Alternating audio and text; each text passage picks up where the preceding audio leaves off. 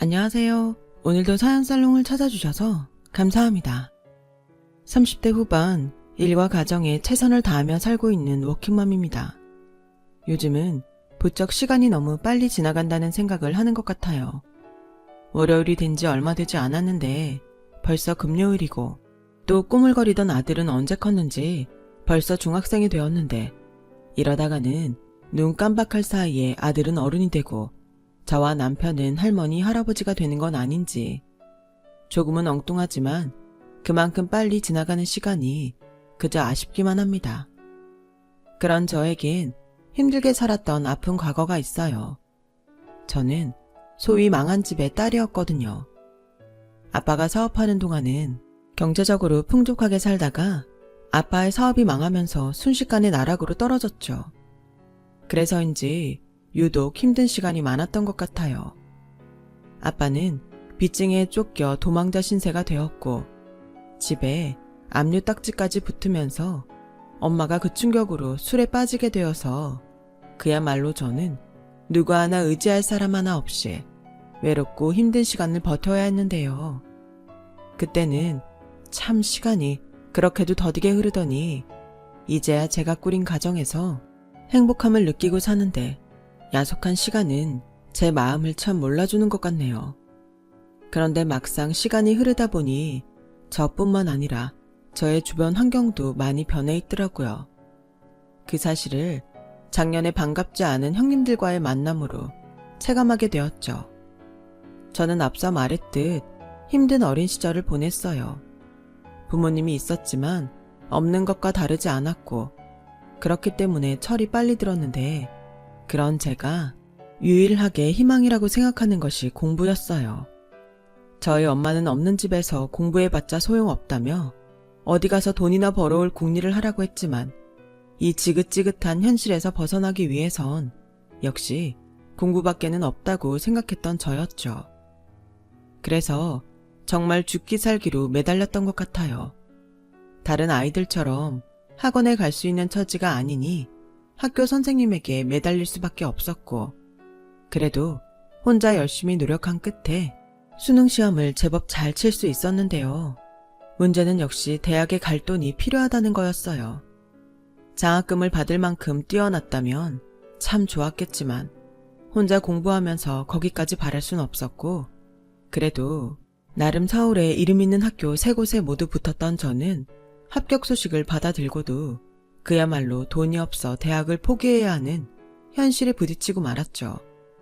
하지만 간절히 바라면 기적이 한 번쯤은 일어나는 건지, 대학 등록 마감일을 앞두고 어디서 제 사정을 들으셨는지 시골에서 하우스 농사를 짓던 할머니가 저에게 구원의 손길을 내밀어 주셨는데요. 그때 제 눈에 비친 할머니는 공경에 처한 신데렐라에게 호박 마차와 드레스를 짠 하고 만들어준 마법사처럼 보였어요. 세령아, 힘들지? 할미라도 건강하고 돈이 많으면 너 하나는 어떻게든 책임지고 싶은데 할미가 너무 늙고 능력이 없어서 미안하다. 대신 이거 받아. 이게 뭔데요? 돈이다. 근데 그게 얼마 되진 않아. 그래도 네 대학 등록금 정도는 될 게다. 이렇게 힘들수록 사람은 공부를 해야 해. 할미가 다는 보태주지 못하겠지만 그래도 힘 닿는 동안은 어떡하든 해볼 테니 너라도 포기하지 마라. 저도 그러고 싶은데 엄마가. 네 엄마한테는 내가 말하마. 애미라는 사람이 참 한심하지. 물론 네 아빠가 한 짓이 있으니 내가 할 소린 아니지만. 할미, 차 시간 돼서 이제 가야 해. 우리 강아지 할미가 미안하다. 저는 그렇게 힘들지만 할머니의 도움으로 대학을 갈 수 있었어요. 물론 이 사실을 안 엄마는 당장 먹고 살기도 힘든데 무슨 대학을 가냐며 할머니가 좋게 말을 하셨음에도 그 돈을 저에게서 뺏으려고 했는데, 저에게도 그 돈이 유일한 희망이었기에 악착같이 그 돈을 지켜야만 했어요. 그래서 그 돈으로 대학에 입학할 수는 있었지만 엄마와는 남보다 더 못한 사이가 되었고, 할머니가 주신 그 돈으로는 당장 2학기 등록금도 해결할 수 없었기에 저는 숙명처럼 아르바이트를 하루에 3개씩이나 하며 고단한 생활을 할 수밖에 없었어요. 물론 제때 마련하지 못한 등록금 때문에 휴학과 복학을 반복하며 대학을 참 오래 다녔는데 그러던 중 운명처럼 남편을 만나게 되었어요. 그때 제 나이가 22살이었어요. 남편은 저보다 3살이 많았죠. 남편은 다정하고 유머러스한 사람이었죠. 사실 저는 사는 것이 팍팍하고 힘들어서 그렇게 웃을 일이 잘 없었거든요. 하지만 남편하고 있을 때면 뭐가 그렇게 재미있는지 하루 중에 남편과 아르바이트하는 시간을 기다릴 정도였는데 그렇다고 제가 먼저 남편을 좋아했던 건 아니었어요. 저는 워낙 공부와 아르바이트에 치여 그런 걸 생각할 여유가 없었고 그랬기에 먼저 손을 내민 사람은 남편이었는데요. 여유가 없던 저는 그 마음을 거절할 수밖에 없었어요. 저기 마음은 고마운데 내 처지가 연애할 정도로 한가하지 않아. 미안해 오빠. 그래? 나도 대충은 들었는데 너 그렇게 많이 힘들어? 연애할 시간도 없을 만큼? 나 너 공부하는 거랑 다른 아르바이트 하는데 방해 안 할 수 있는데 그래도 안 되는 거야? 내가 오빠가 생각하는 것보다 훨씬 더 어려워. 그래서 어쩌면 내가 오빠한테 상처를 줄지도 몰라. 괜히 서로 불편해지느니 지금처럼 같이 일하는 오빠 동생으로 지냈으면 좋겠어. 미안. 저는 그렇게 제 생에 처음으로 받게 된 고백을 거절했어요. 그러다 무슨 타이밍의 장난인지 그 뒤로 얼마 되지 않아 우연히 남편에게도 어릴 때부터 이어진 상처가 있다는 걸 알게 됐고 그 뒤부터는 이상하게도 남편에게 자꾸만 마음이 쓰이더군요. 지금 생각하면 제가 힘든 사람이었기에 그런 남편을 그냥 두고 볼 수는 없었던 것 같아요. 남편은 공부 잘하고 반장과 전교 회장만 하던 잘난 형들에게 밀려 어릴 때부터 쭉 찬밥 신세였다고 했어요. 남편은 사실 공부에 대한 의지도 없고 공부머리도 없어서 대학은 다니지 않고 아르바이트를 해서 생활하고 있다고 했었거든요.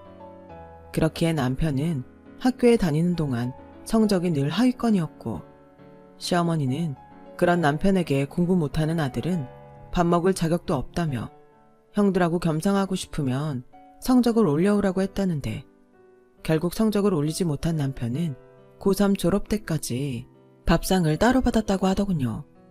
형들은 고기 반찬에 따뜻한 고깃국을 먹을 때 자기는 찬밥을 먹었다며 그때의 서러움이 생각났는지 눈시울을 붉혔어요. 저 역시도 어린 남편이 가여워 똑같이 눈시울을 붉혔고요. 그래서 좀 늦긴 했지만 남편의 마음을 받아주고 싶다는 생각을 했어요. 그렇게 저는 처음으로 남자친구를 사귀게 되었고 생활에 방해만 될 뿐이라고 생각했던 연애는 제 인생에서 처음 느껴보는 행복이었기에 나중엔 남편보다 제가 남편을 더 사랑하게 됐는데요. 그도 그럴 것이 남편은 마치 저의 든든한 보호자처럼 저를 항상 따뜻하게 챙겨줬고 그런 경험이 아빠의 사업이 망한 후 처음이었던 저는 남편에게 푹 빠질 수밖에 없었죠. 그렇게 서로에 대한 마음이 커진 저와 남편은 아직 한참 어린 20대 나이임에도 불구하고 결혼을 하고 싶다는 생각을 하게 되었어요. 하지만 가진 것이 없었던 저희가 결혼을 꿈꾸기엔 현실의 벽은 너무 높았죠. 그리고 그때쯤 양쪽 집에서도 저희의 교제를 알게 되었는데 결혼까지 생각하고 있다는 저희의 말에 그야말로 기겁을 하며 짠듯이 반대를 하더군요. 뭐? 결혼? 니들 나이가 몇인데 결혼을 한다는 거야? 안 돼. 엄마 말 안 듣고 그렇게 공부도 안 하더니 이제는 결혼을 하겠다고? 결혼이 뭐 니들 소꿉장난인 줄 알아? 넌 결혼이 아니라 지금이라도 대학 갈 생각이나 해. 내가 저더러 서울대를 가라는 것도 아닌데 남들 다 가는 대학을 왜 안 가는 거야? 네 형들을 봐라. 연대에 고대에. 넌 형들 보면서 뭐 느껴지는 게 없니? 형들은 다 명문대에 알아서 대기업 공기업에 잘 만들어가서 다닌다는데 동생인 넌 뭐냐고. 그리고 너 여자애가 얼마나 한심하면 취직도 하기 전에 결혼을 하겠다고 해. 됐자 하니 망한 집 딸이라고 하던데 언감생심 내 아들 꼬실 생각이면 그만두는 게 좋을 거다. 내 입에서 험한 소리 나가기 전에 여기서 관둬라. 어머, 결혼을 하겠다고? 내가 그렇게 가지 말라던 대학을 쳐가더니 고작 한다는 게 취직이 아니라 결혼이냐? 웃기고 자빠졌네. 됐다고 그래라. 난 네 혼수해줄 돈도 없고 찬성할 마음도 없으니까. 그래도 정하고 싶으면 니들끼리 냉수 떠다 놓고 해. 솔직히 기쁜 마음으로 허락해줄 거라는 건 기대도 하지 않았어요. 하지만 막상 예상한 일이 현실이 되자 저나 남편은 평상시에 있으나 마나한 자식처럼 대할 때는 언제고 이러나 싶어서 어이가 없었고, 저희는 결국 저희끼리 원룸을 얻어 혼인신고를 하고 같이 살 생각에 이르게 되었습니다. 그제야 주변에서 자기더러 뭐라고 하겠냐며 시어머니가 먼저 내키지 않는 허락을 하셨어요. 하지만 말 그대로 허락만 했을 뿐 시어머니는 그 어떤 도움이나 관심도 주지 않았는데, 이런 말 참 뭐하지만 그러든 말든 저나 남편은 서로 사랑하는 마음이 더 중요했기에 우리끼리 마련한 원룸에서 가장 행복한 신혼 시절을 보내는 것 외에는 아무것도 개의치 않았어요. 사실 그때까지도 저는 대학을 졸업하지 못했는데요. 이젠 정식으로 저희 보호자가 된 남편이 먼저 제 등록금을 자기가 해결하겠다고 제가 말리는데도 공사판에 나가 일을 하기 시작했어요. 그렇게 번 돈을 등록금으로 내라며 저에게 주는데 어찌나 고맙고 미안한지 선뜻 그 돈을 받을 수가 없더라고요. 그러자 남편은 미안할 거 없다며 자기 손으로 제 등록금을 납부했고, 그렇게 저는 남편의 도움으로 무사히 대학을 졸업할 수 있게 되었어요. 그 즈음 1년 간격으로 남편의 형들인 첫째 시아주버님과 둘째 시아주버님이 꽤나 돈 있는 집안 여자들과 결혼을 하면서 뜻밖의 갈등을 빚게 됐어요. 시어머니에게 무슨 말을 어떻게 들었는지 알 수 없지만 형님들은 먼저 결혼한 제가 마치 눈엣 가시인 듯 항상 저를 못 잡아먹어 안달이었고, 자기들 분리할 때는 먼저 시집온 저에게 다 미루면서 그 밖의 일에는 자기들이 저보다 손윗사람이라며 그렇게 대접받기를 원했는데 정말 꼴값이더라고요. 하지만 그렇다고 제 성질대로는 할 수 없었어요. 시어머니가 두 형님들을 너무 예뻐하셨거든요. 게다가 괜히 형님들 얘기를 하다 종종 걸핏하면 망한 집 딸이랑 무슨 비교가 되냐며 저를 무시하셨는데, 솔직히 그런 소리를 들을 때면 내가 뭐하러 결혼을 해서 이런 소리를 듣고 있나 싶은 생각에 결혼을 후회하기도 했어요. 그렇지만 남편은 저에겐 둘도 없는 가족이자 사랑하는 사람이었고, 남편과 함께라면 좁은 원룸 생활도 그저 소꿉 장난처럼 재밌기만 했는데요. 아주버님들이 모두 결혼을 한 후에 생겨난 시댁 행사에 저는 점점 지쳐가고 있었어요. 그 새로 생겨난 행사는 한 달에 한 번씩 시댁에 모여 식구들이 모두 식사를 하고 친목을 다지자는 것이었는데, 말이 좋아 친목을 다지는 거지 누가 더 잘났는지 자랑하는 그런 자리였어요. 그렇기 때문에 저는 그 한 달에 한 번이 참 싫었는데, 그도 그럴 것이 그날만 되면 결국 상처받는 사람은 저였어요. 저는 두 형님에 비하면 가진 것도 없고 내세울 것도 없는 사람이었으니까요. 그러던 중 그날은 형님이 같은 아파트 청약을 신청했다며 한껏 들떠있던 날이었고, 첫째 형님이 먼저 저에게 비아냥거리며 시비를 걸었는데요. 막내 동서는 언제까지 원룸에 살 작정이야? 청약은 넣고 있어? 어머님한테 들으니 둘이 맞벌이해도 수입이 그다지 많지 않다며. 형님네들이랑 비교하면 뭐 그렇게 보일 수는 있지만 저희는 만족하고 살아요. 저희도 꾸준히 임대아파트 청약 넣고 있고, 아직 오빠도 저도 20대니까 좀 고생해도 추억이다 싶고요. 추억? 무슨 추억할 게 없어서 고생을 추억해? 아우 구질구질해. 형님, 그나저나 우리 이번에 청약 신청한 아파트 경쟁률이 세서 어떡해요? 설마 우리 중에 한 집만 되면 어떡하나? 저는 벌써 마음이 조마조마해요. 발표가 언제였죠? 이번 달 안에 발표 난다고 하던데, 전에 없던 최고급 아파트 단지라 경쟁률이 엄청나나 봐. 사람들 돈 없어서 집 못 산다고 하더니 다 거짓말이야.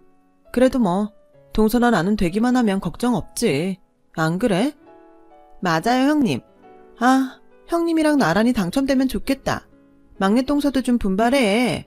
하긴 그 벌이로는 신청 조건도 안 되긴 하겠다. 이래서 남자들 능력이 중요하다는 거야. 뭐 도련님 흉보는 건 아니지만 동서도 참 안 됐다. 안 되긴 뭐가 안 돼. 다 지들한테 맞는 짝이 있는 거지. 그 얘기는 이제 그만하자 동서. 내일 점심때 우리 집으로 넘어와. 우리 남편이 출장 갔다가 사온 과자들이 있는데 우리 그거 먹으면서 남은 얘기는 마저 하자고. 괜히 상관없는 사람 앞에서 뭐하러 얘기를 해. 듣고 보니 그러네요. 역시 형님은 현명하세요. 웃기죠? 이미 실컷 떠들어놓고 이제 와서 사람 생각해주는 것처럼 사람 깔보고. 전에는 형님들이 그럴 때마다 저도 지지 않으려고 몇 마디를 꼭 더 하곤 했는데 이게 다 부질없는 짓이더라고요. 그래서 그냥 니네들은 떠들어라. 나는 안 들린다 하고 꼭 대답해야 하는 것만 말을 하곤 했는데 그래도 싫은 사람들이랑 같이 있는 건 여간 스트레스가 아니었어요. 자기야, 우리 이제 한 달에 한 번 그거 가지 말까? 가만 보니까 형수들이 자기 은근 깔보고 그러던데 내가 눈치가 없어서 미안해. 아니야. 솔직히 형님들 재수없긴 한데 괜히 이 이상 어머님 눈밖에 나는 건 아닌 것 같아. 그래도 내가 형들처럼 잘나지 못해서 미안해. 무슨 그런 소리래. 난 자기여서 좋은 건데. 게다가 내 대학 졸업장도 자기 덕에 받았잖아. 난 절대 그렇게 생각하지 않으니까 2번 다시 그런 소리 하지 마. 그렇게 말해줘서 고마워. 나 진짜 열심히 일할 거야. 그래서 우리 셋이 좋은 집에서 살게 해주고 좋은 거 맛있는 거 내가 다 사줄게. 이렇듯 제 남편은 다른 건 몰라도 저를 생각하는 마음이 지극했어요. 그리고 계획에는 없었지만 아이가 먼저 저희 부부를 찾아왔고 처음엔 부모가 된다는 것이 실감나지 않아 얼떨떨했지만 그 또한 너무나도 감사하기만 했는데요. 시어머니는 첫 손주 소식임에도 불구하고 그리 반가워하지 않으셨어요. 오히려 화를 내며 저희 부부를 한심하게 생각하셨죠. 뭐야, 니네는 준비도 안 된 것들이 덜컥 애를 가지면 어떡하겠다는 거야. 결혼도 남들보다 빨리 하더니 뭐가 그렇게 급해. 그리고 여자인 네가 더 피임을 열심히 했어야지. 한참 돈 벌 나이에 배불러서 집에 들어앉으면 능력 없는 내 아들만 죽어나라는 소리야. 엄마, 무슨 말을 그렇게 해. 내가 아무리 형들보다 능력이 없어도 우리 집 가장이야. 내가 알아서 한다고. 아이고, 퍽이나 알아서 하겠다. 니네가 아니라 첫째나 둘째였으면 얼마나 좋아. 니 형들은 나란히 그 고급 아파트 청약 당첨됐댄다. 근데 니들은 뭐니? 남들 척척 아파트 사고 재산 불려나갈 때 니들은 원룸이나 전전하면서 이젠 갓난쟁이까지 있으니 이걸 어쩔 거냐고. 그래놓고 니들은 행복해? 어머니, 이런 말씀 외람되지만 저희는 저희 계획이 있어요. 어머님 보시기엔 답답하고 한심해 보이실 수 있지만 조금만 더 참고 지켜봐 주실 순 없으세요? 지켜봐? 내가 그렇게 지켜만 보다가 저승길 갈 것 같아 그런다. 내가 뭐 어지간해야지. 공사판에서 막일이나 하면서 무슨 돈을 벌어? 그리고 너는 대학식이나 나왔는데 이렇게 별 볼 일 없고. 이래서 남자는 능력, 여자는 집안이 중요한 거라고. 니들은 자리 잡긴 글렀어. 아, 그래서 엄마는 머리는 나빠도 처가에 돈 있다는 소리에 형들 골빈 빈껍데기 같은 여자들한테 장가 보낸 거야?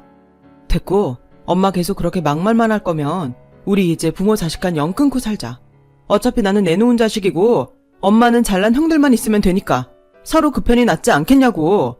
괜히 아직 태어나지도 않은 우리 애 가지고 이러쿵저러쿵 하지 말고 각자 잘 살자. 뭐야? 엄마가 괜히 그래? 답답하니까 그렇지. 아주 똑같은 것들이 결혼해서 쌍으로 내 속을 뒤집잖아. 그러니까 안 보면 그 속 안 뒤집히고 좋잖아. 자기야, 우리 이제 여기 오지 말자. 엄마 연락 와도 받지 마. 자기야, 그래도 이렇게까지 하는 건. 아니야, 진작에 그랬어야 했어. 괜히 잘 지내보겠다는 생각에 내가 자기한테 미안하지. 괜히 안 들어도 될 소리만 들었잖아. 앞으로 자기 태교도 해야 되는데 여기 집안 사람들은 뭐 하나 도움이 안 되잖아. 그러니까 가자. 저는 그렇게 남편의 손에 이끌려 시댁을 나왔어요.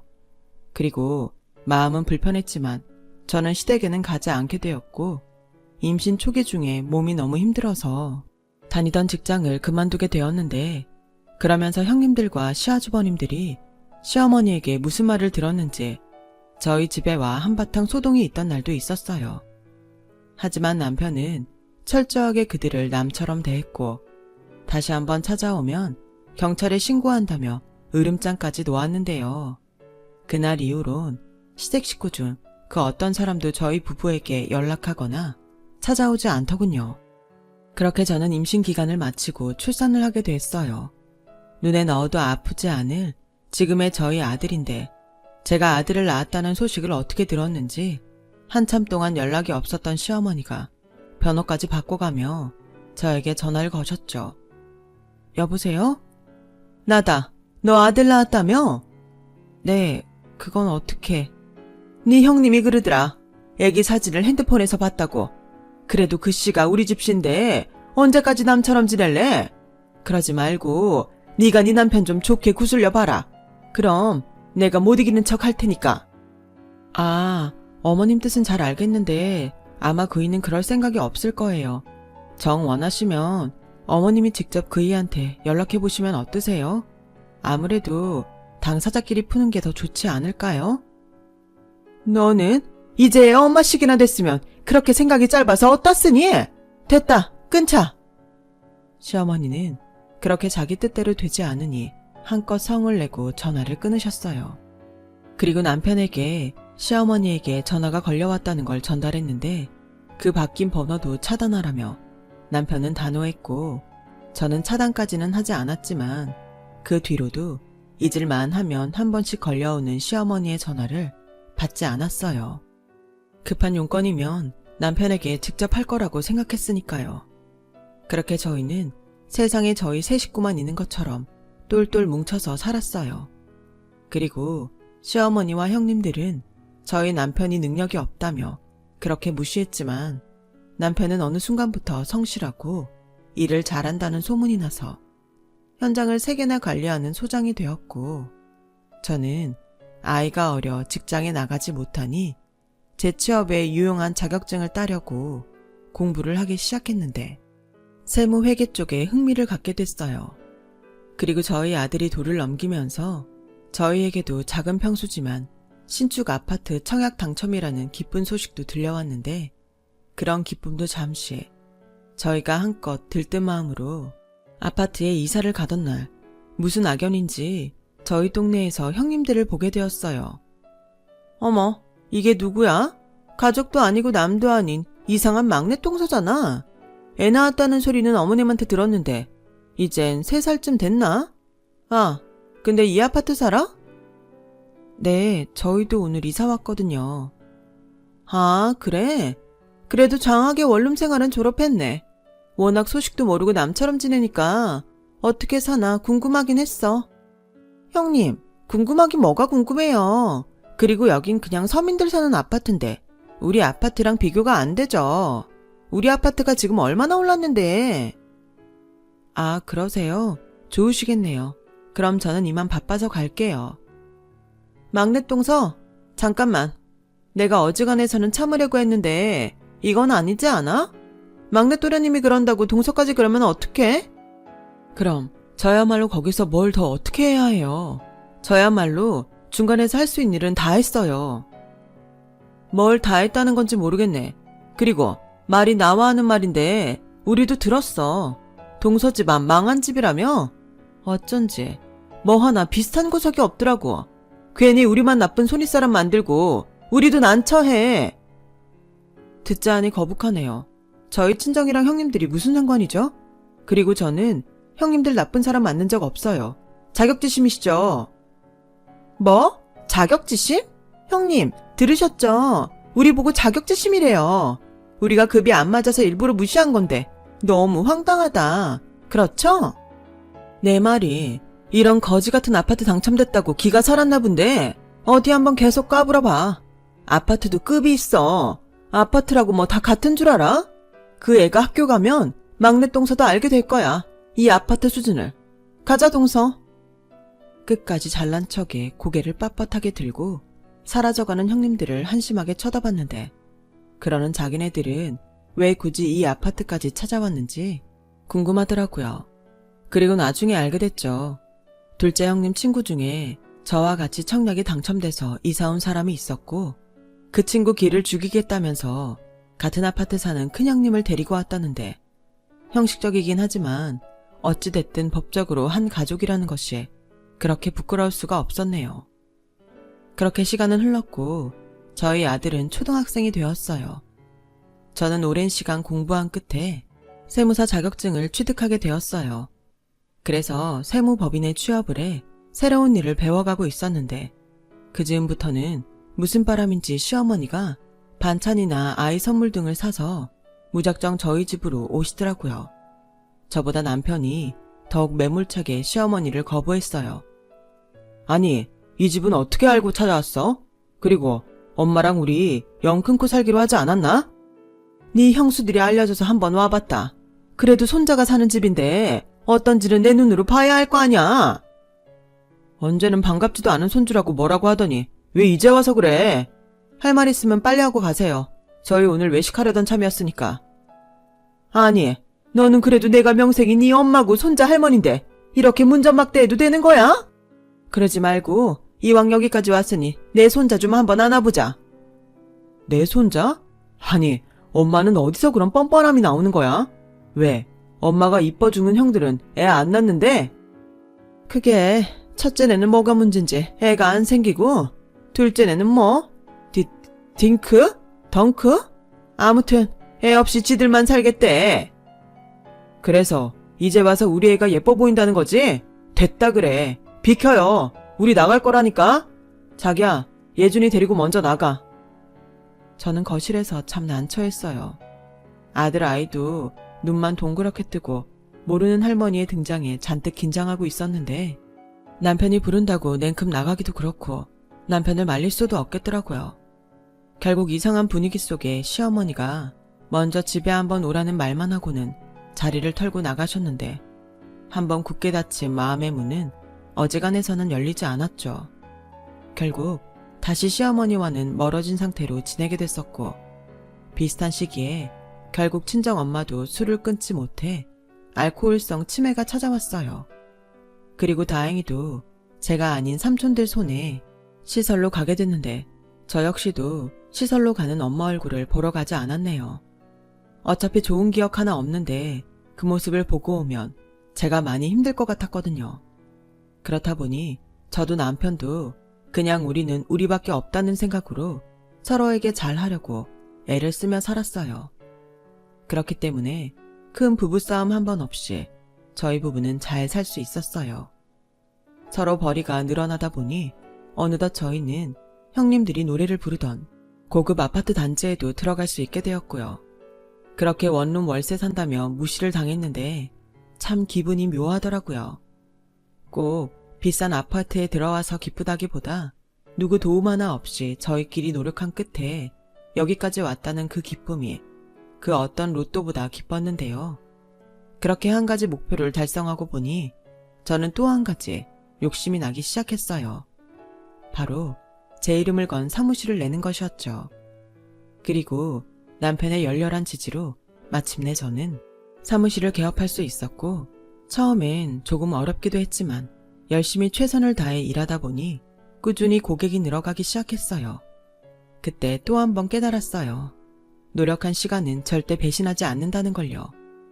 그렇게 저는 항상 감사한 마음으로 일을 했어요. 그렇게 사무실을 운영한 지 5년이 넘어갔죠. 작은 규모로 시작한 저의 사무실은 확장에 확장을 거듭해 나름 규모가 생기게 되었는데 그러면서 직원도 꽤 채용하게 되었고요. 그리고 할 수 있는 최대한의 노력으로 일도 가정도 소홀하지 않으려 부단히 노력했는데 고맙게도 아들과 남편은 이런 제 마음을 충분히 알아줬고 직원들도 저를 믿고 잘 따라왔는데요. 한 번은 그런 직원들이 너무 고마워 점심 회식을 하고 사무실에 돌아왔더니 황당하게도 제 사무실 앞에서 예전과는 사뭇 다른 모습의 형님들을 또 보게 되었어요. 저뿐만 아니라 형님들도 마치 귀신을 본 듯 저를 보고 놀랐는데 그래도 자존심은 있다고 다시 표정을 가다듬더니 이렇게 말하더군요. 막내 동서? 여기서 일해? 네, 저 여기서 일해요. 막내 동서는 재주가 참 좋아. 이 일했다가 저 일했다가. 그래도 뭐, 본 것 중에 지금이 제일 낫다. 지금은 옷도 그럴싸하게 갖춰 입고 있잖아? 저 바쁜데 저희 사무실에 용건 있으세요? 용건 없으시면 저는 이만 들어가 볼게요. 어머, 웃겨? 당연히 용건이 있으니까 여기까지 왔지. 여기 사무실 대표님 좀 만나러 왔는데 자리에 계실까? 어디 한번 안내해봐. 안내요? 그나저나 예약은 하셨어요? 저희 사무실 대표님은 미리 약속을 잡지 않으시면 만나실 수 없는데요. 이봐 동서, 우리 몰라? 아무리 영 끊고 살았다지만 우린 가족이잖아. 동서가 나서서 약속 없이도 만나게 해줄 수 없어? 형님도 뭐라고 하세요? 아무리 신수가 환해졌어도 우리가 손윗 사람인데 물어보지도 않고 무작정 안 된다는 말을 하는데 형님은 화 안 나세요? 들었지? 막내 동서 못 보던 사이에 간이 배 밖에 나왔구나. 우리가 기니 대표님이랑 상의할 일이 있으니 안에 들어가서 빌던지 없던 약속을 잡든지 막내 동서 능력을 보여줘. 저는 참 황당하고 그 순간이 재밌었어요. 형님들은 절대 제가 자기가 애타게 찾는 대표라는 것을 짐작하지도 못하는 눈치였으니까요. 그리고 그때였어요. 곧이어 도착한 저희 직원이 저와 형님들이 사무실 앞에서 실랑이를 하자 뛰어왔고 무슨 일이냐며 묻기 시작했는데요. 대표님, 무슨 일 있으세요? 여기 이분들 아시는 분들이세요? 곧 있으면 장 원장님 오실 시간인데. 아, 벌써 시간이 그렇게 됐나? 알겠어요. 나 먼저 들어갈 테니 여기는 이주임이 안내 좀 해주세요. 참고로 나는 바쁘니까 다른 사무실을 안내해주면 좋겠어요. 아, 알겠습니다, 대표님. 지금 뭐 하는 거지? 저기요, 지금 누구더러 대표님이라는 거예요? 동서가 여기 대표라는 거야? 아니, 이게 말이 되나, 형님? 막내 동서, 어떻게 된 건지 설명 좀 해봐. 정말 자기가 여기 대표야? 장난치는 거 아니지? 아니, 어떻게 자기가 세무사가 될 수 있는 거야? 그야, 누가 무시하며 자랑질하고 돌아다니는 동안 저는 미래를 위해 공부했으니까요. 이제 설명이 좀 됐을까요? 그럼 저는 바빠서 들어갈게요. 그리고 반갑지 않으니까 저희 사무실엔 더 이상 찾아오지 않으셨으면 좋겠네요. 막내 동서, 잠깐만. 그래도 우리가 한 가족인데 우리 좀 도와줘. 일단 내 말 좀 들어봐. 응? 형님들은 그 뒤부터는 막무가내로 듣고 싶지 않은 자기 사정을 이야기하기 시작했어요. 뭐 대충 감은 왔는데 역시나 그렇게 돈 자랑은 하고 다니면서 세금을 오랜 시간 체납하고 있었더라고요. 그리고 무슨 투자 사업에 눈이 멀어 시아주버님은 잘 다니던 대기업과 공기업을 각각 때려치고 사업에 뛰어들었는데 형님들은 어떻게 하면 세금을 내지 않고 걸리지 않는 방법이 있는지 알고 싶어 했어요. 당연히 그건 불법이고 오랜 시간 세금 체납이 이루어졌다면 국세청에서 전부 파악을 하고 있을 것이 분명한데 자기들이 빼돌린 재산이 드러나 고스란히 세금으로 뺏길까 전전긍긍하는 거 있죠. 형님들은 각각 빼돌린 재산을 가지고 이혼할 생각처럼 보였어요. 막내 동서도 여자잖아. 아니 멀쩡히 잘 다니던 직장 그만두고 망하게 생겼는데 당연히 건질 수 있는 거는 따로 챙기는 게 맞지 않아? 난 능력 없는 남자랑은 죽어도 못 살아. 근데 세금은 빼박이래. 재산 분할도 안 된다고 하더라고. 동서, 이번에 우리 좀 도와주면 형님이랑 내가 동서 몫으로 좀 챙겨줄게. 우리도 새 출발하려면 돈이 필요하잖아. 그동안 내가 동서 무시한 거 이렇게 사과할게. 응? 우리 좀 살려줘. 저는 어이가 없었어요. 그렇게 자기들 남편 능력 좋다고 자랑질하더니 내라는 세금은 내지 않고 이제는 남편이 능력이 없어 이혼할 건데 세금으로 재산을 뺏길 것 같으니 그걸 저더러 도와달라는 꼴이 그저 한심해 보였어요. 그리고요, 자기네들도 무슨 주식을 한다며 사금융에 손을 댄 것 같은데 아무튼 복잡해도 너무 복잡해 보였어요.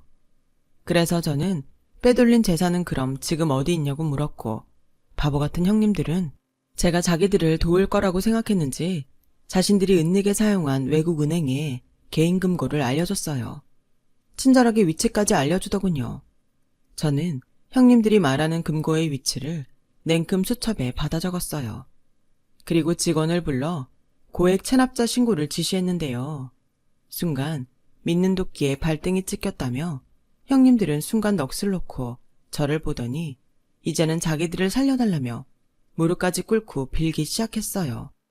하지만 이미 번복하기엔 때는 늦었고 형님들은 결국 꼼수를 부리려다 그대로 망하게 되었는데요.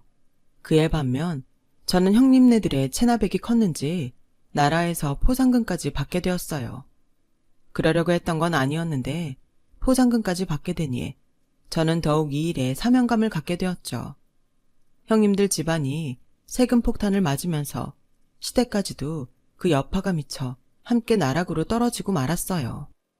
그 후 한동안은 저 때문에 자기들이 망했다며 저희 사무실에 시어머니까지 합세에 찾아와 난동을 부리기도 했는데 곧바로 경찰에게 잡혀갔네요. 사람 앞날이라는 건 정말 한 치 앞을 내다볼 수 없는 것이 맞는 것 같아요. 그렇게 신분 상승한 것처럼 자랑을 하더니 이젠 가진 거라고는 빚밖에 없게 되었으니 그제야말로 그들과 정말 남처럼 지내야 하지 않을까 생각합니다. 그들은 알기나 할까요? 지난날 무시당하며 상처받았던 저와 남편의 그 마음을요. 부디 그 사람들이 자신들의 잘못된 행동을 평생 후회하며 남은 인생을 그에 걸맞은 시련 속에 살길 바래요. 누군가는 그래도 가족인데 어떻게 그러냐고 하실 수도 있겠죠. 하지만 저는 죄라는 건 결국 가족이라도 자기들이 짊어져야 할 부분이라고 생각합니다. 그래야 내 아이가 살아갈 이 세상이 그래도 성실하게 살아볼 만한 세상이라고 말할 수 있을 것 같거든요. 지금은 어쩔 수 없는 불행의 시간을 견디고 있으시다면 절대 좌절하지 마세요.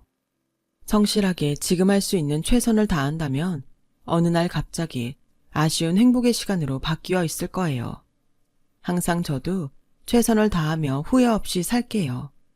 여러분들도 언제나 후회가 남지 않은 오늘이 되시길 바라며 저의 이야기를 마치겠습니다. 지금까지 저의 이야기 들어주셔서 대단히 감사합니다. 여러분, 사연 댓글에 응원과 현명한 조언 부탁드려요. 좋아요와 구독은 저에게 큰 힘이 됩니다. 오늘도 좋은 일 가득하세요.